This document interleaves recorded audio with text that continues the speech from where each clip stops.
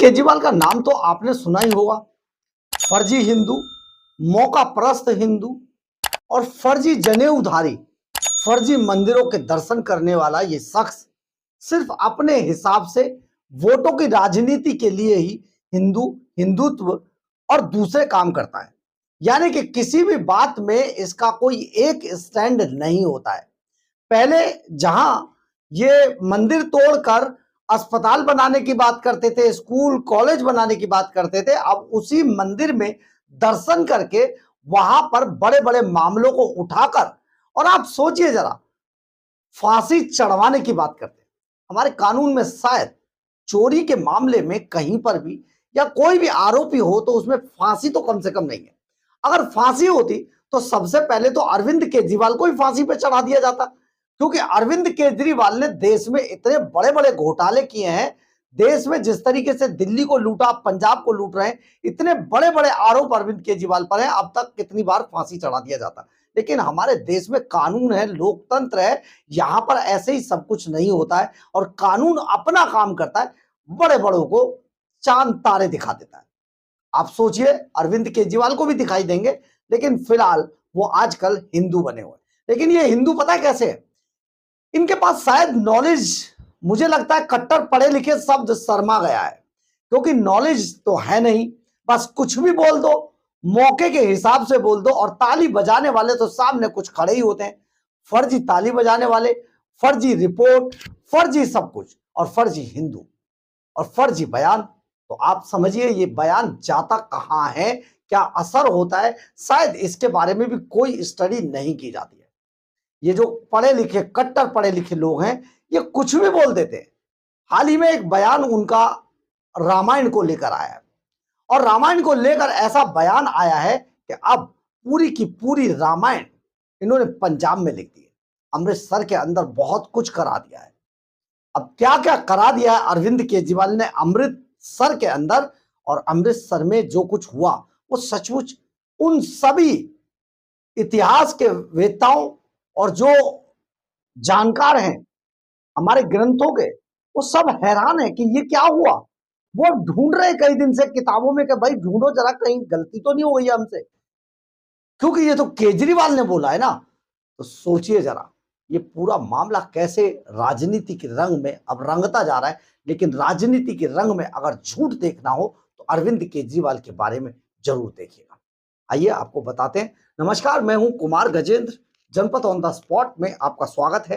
हमारे एक दूसरे social media platform podcast with Kumar Gajendra में भी आपका स्वागत है, जहां आप हमें सुन सकते हैं।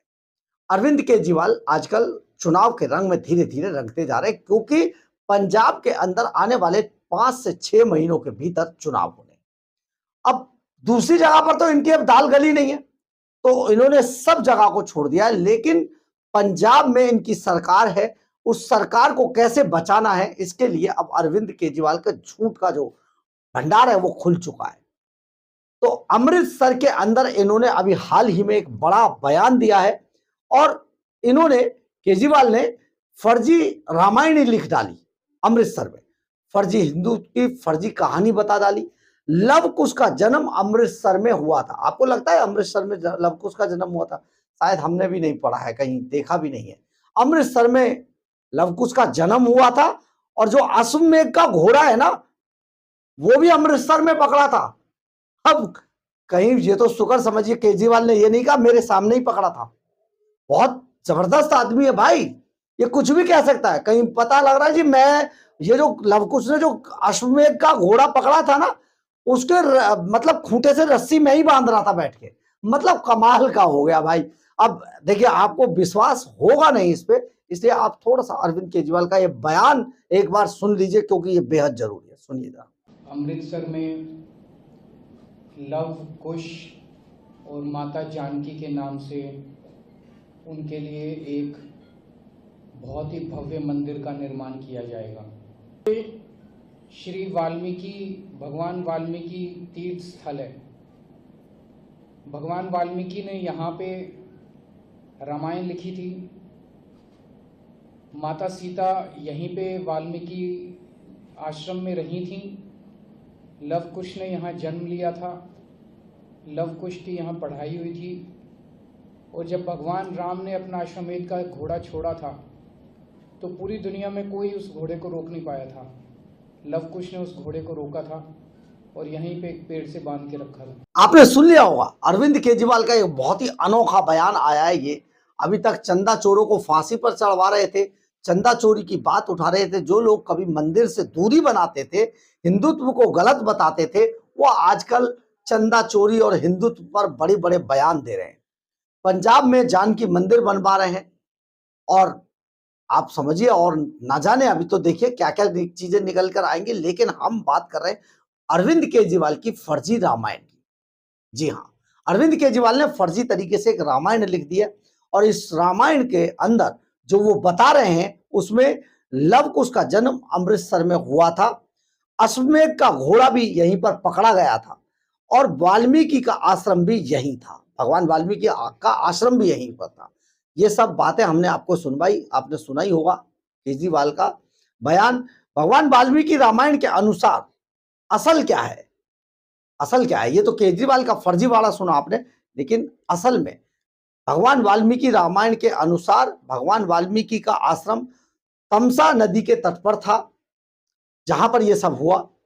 और तमसा नदी मध्य प्रदेश के मनिहर जिले से होकर गुजरती है और यहां से पूर्वी उत्तर प्रदेश होती हुई, आजमगढ़ से होती हुई सीधी प्रयागराज के निकट सिरसा में गंगा नदी के अंदर समाहित हो जाती है। और आप यहां पर सुनिए, ये पूरा का पूरा वाक्य मध्य प्रदेश और उत्तर प्रदेश में भगवान वाल्मीकि के कई आश्रम होने के प्रमाण मौजूद हैं। आश्रम होने के प्रमाण मौजूद हैं। यहीं पर लवकुश का जन्म भी हुआ था।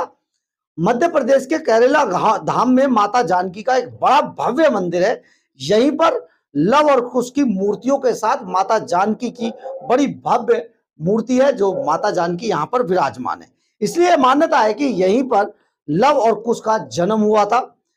अब ये सारी चीजें हमने वाल्मीकि रामायण के अनुसार आपको बताई हैं, लेकिन अरविंद केजरीवाल की फर्जी रामायण के अनुसार अब ये सब कुछ अमृतसर के अंदर हुआ है। और अमृतसर में जब ये सब कुछ हुआ है तो आप समझ सकते हैं ये अरविंद केजरीवाल का है। ये बिल्कुल उसी तरीके से है जो अरविंद केजरीवाल राम मंदिर में जाकर वोट की राजनीति के लिए, पंजाब में क्योंकि चुनाव होने हैं इसलिए अब ये फर्जी हिंदू बने हुए हैं।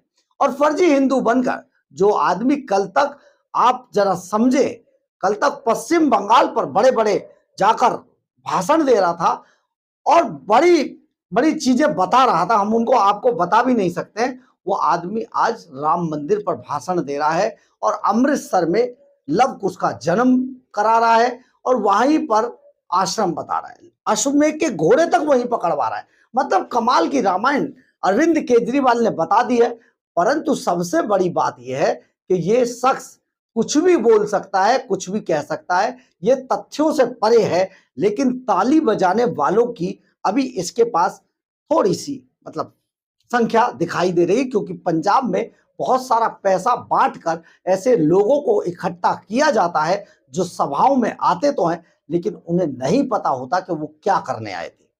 अब आप जरा सोचिए, पंजाब में किस तरीके से पूरे चुनाव को इधर से उधर करने के लिए अरविंद केजरीवाल जी तोड़ मेहनत कर रहे हैं, बल्कि कहा जाए कि जी तोड़ झूठ बोल रहे हैं तो यह ज्यादा अच्छा होगा।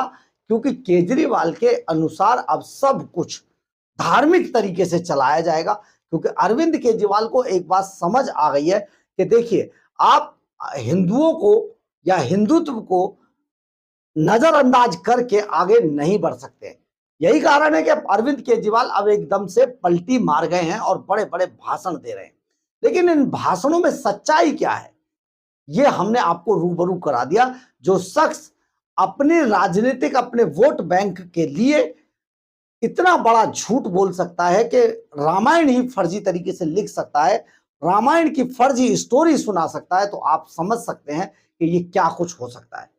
यानी कि अरविंद केजरीवाल अपनी राजनीति के लिए कुछ भी कर सकता है। ये इतना बड़ा गिरगिट पैदा हो गया है राजनीति में कि खुद नेताओं को, जो बड़े बड़े घाघ नेता थे, उन्हें भी समझ नहीं आ रहा है कि भैया क्या किया जाए।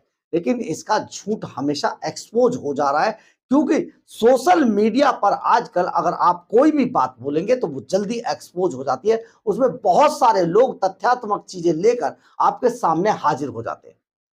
अरविंद केजरीवाल का ये झूठ पकड़ा गया है। अब इसमें समझिए देश की जनता को और खास तौर पर हिंदुओं को इस बात में बहुत ठेस पहुंची है कि ये शख्स हमारे पूरे ग्रंथों का, हमारे पूरे जो भगवान वाल्मीकि लिखित जो रामायण है उसको झुटला कर किस तरीके के झूठ बोल रहा है। कभी ये मंदिर पर बयान देता है, कभी ये मंदिर में चंदा चोरों को फांसी चढ़वा देता है, मतलब कुछ भी करता है।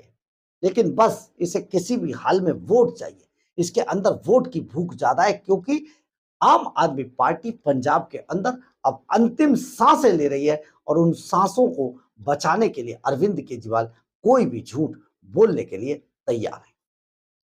बहरहाल, अगर आपको हमारी ये खबर अच्छी लगे तो आप इसे लाइक, सब्सक्राइब और शेयर जरूर करें।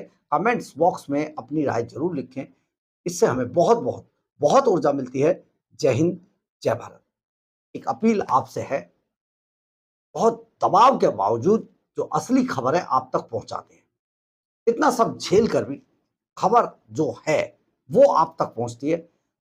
बस आपसे ये गुजारिश है, आप सहयोग बनाए रखें और लाइक सब्सक्राइब जरूर करें ताकि हम हर हाल में तस्वीर के पीछे का हिस्सा है उसे आप तक बहुत आसानी से पहुंचा सकें। बहरहाल, जय हिंद, जय भारत।